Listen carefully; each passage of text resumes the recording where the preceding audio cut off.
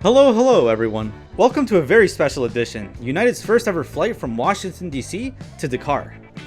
This isn't a normal flight, it's an inaugural flight. It's a big party and we're going to find out together what exactly makes this flight so special. We are going to start off the party in the sky with the party at the terminal. We have front row seats for dancing, happy airline employees, and diplomats. Next we will take a look at all the special goodies and amenities exclusive to this flight. You can't get it anywhere else, so we might as well take a look.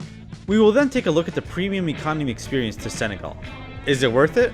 We're gonna find out. Next we'll take a look at the in-flight dining and the in-flight experience. Then we will take a look at the inaugural celebration in Africa. Yes folks, they're waiting for us and they have balloons. We can't keep them waiting. And we will wrap up this incredible experience with glances of Dakar Senegal, a gem in Western Africa. Today's flight from Washington D.C. to Dakar will take us about 8 hours and 30 minutes. We're flying aboard a Boeing 767-300ER. Featuring United Polaris Business Class, Premium Plus, Economy Plus, and Standard Economy. Our seat will be in Premium Plus, right here. At the gate we can already see it is just bustling with airline employees, passengers, and journalists. United set the gate with photo stations, food, and goodies, like souvenir Senegal flags. But the party really kicked off when the music started. With music came dancing. Some really good dancing I might add. I loved the outfits. The outfits had just as much energy as the dancing. Inaugural flights really get the people going. Then the press conference began. First came Henry Bird, the managing director of United's Dulles Hub, and proud to represent the 8,000 United employees that called the Washington D.C. area their home. Next came Patrick Quayle, the senior vice president of network planning at United. Then came Jack Potter, the head of the Metropolitan Washington Airports Authority, followed by the Deputy Chief of Mission from the Embassy of Senegal. And to close off the speakers came David Kinzelman, United's Senior Vice President of Airport Operations and Chief Customer Officer. And so the pre-flight ceremony concluded with a cutting of the ribbon, joined by the crew too. But it was time to get the show on the road. United is an on-time airline after all. The boarding lineup began while others mingled a little bit longer. Boarding continued and I missed my boarding group because I was just talking to everyone. Luckily, I spoke to the gate agent and it was no problem to board. Boarding the plane was a party vibe of its own. I couldn't help but shake hands and talk to people on the way to my seat. Everyone was friendly. Cameras on display, hands being shaken, me making jokes like these. Did you get a good shot of me waving to the camera? Awesome. Alright. As long as this looks good, everything else is good, you know? Yeah. Several jokes later, I finally made it to my seat. There were several premium economy amenities and exclusive souvenirs at the seat. More on those in a bit. My friendly seatmate asked me to swap seats with his friend a few rows in the front. Who am I to deny two friends sitting together? A couple jokes later, mostly about me joking to the woman if she knew this man before requesting the seat swap. I moved from seat 23A to seat 20A. Look at me moving on up. At the seat we had some unique goodies. We had a keychain, an exclusive inaugural teddy bear branded with the Washington D.C. and Dakar airport codes, an inaugural flight card, a welcome aboard letter describing the significance of this new route, stickers, and a Dakar poster. For the Premium Plus amenities, we received a Saks Fifth Avenue pillow, a Saks Fifth Avenue blanket, and a Therabody amenity kit. The back of the keychain had airport codes and the date branded. At our seat we also had some noise-canceling headphones and slippers. Since we are in the bulkhead, the in-flight entertainment screen is stowed for now. More on that in a bit. The jet bridge retracts as we begin to pull away from the gate. The safety video begins to play as we taxi towards the runway.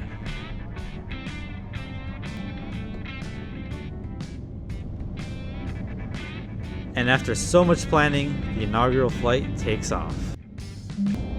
Up in the air, the crew stops by to hand out some inaugural pajamas. They come branded with the inaugural flight and date. The pants come with the United logo. All this gear is so exciting. I don't want to wear it out.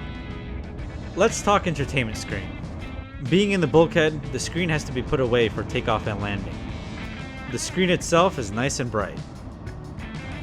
And while United's entertainment has all three Back to the Future films, I decided on The Lion King to commemorate my first ever trip to Africa. A quick glance at the map shows we are beginning our voyage across the Atlantic. The in-flight service also begins with almonds and some water, followed by some beef, rice, and salad, with commemorative chocolates in a golden box. After the meal, water is handed out. Good looking water too. A check of the map shows we are south of Reykjavik. It's time to catch some sleep, so I enabled the sleep mode on the in-flight entertainment screen. Nothing like falling asleep to some soft music and a stream of water. Waking up, I see we are within 1 hour of arrival on the map.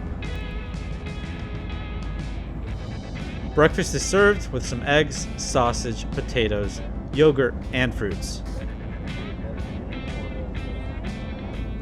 Not to mention a croissant as well.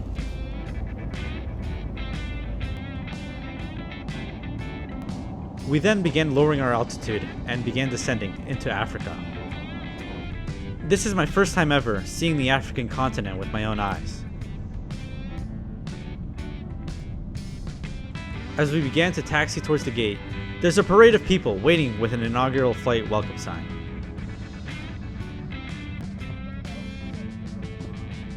And as awesome as that welcome was, we began to deboard the plane. A nice quick thanks and bye to Patrick. Thanks, Patrick. Take care. Thank you. A bye to the awesome crew. Bye. Thank you. Thank you. And we began our walk towards customs. But right before customs, there was another special gift. A nice welcome music and a handmade gift.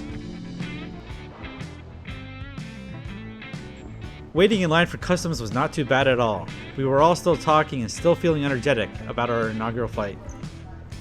Yeah. It's funny. I was thinking about it. Like, if it wasn't for you guys, I'd be on the inaugural flight back. You know what I'm saying? Like, yeah, that was a close one. After clearing passport control and customs came the inaugural press conference party in Africa.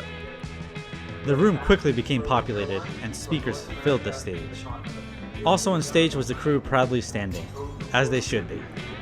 A highlight speaker on the African side was the US Ambassador to Senegal, Michael A. Raynor, and oh yes, I got a photo with him too. After making some new friends, eating new cuisines, and cutting of the cake, it was time to go and explore Senegal. And Senegal did not disappoint. The starting point country to famous social media stars, artists, and athletes. The sights were just as impressive. Sites like the African Renaissance Monument, giraffes, Gorée Island, zebras, beautiful boat rides, Gorée Island houses. The Senegal I saw was beautiful and the unique meeting point for West African traditions, French colonial history, and Islam.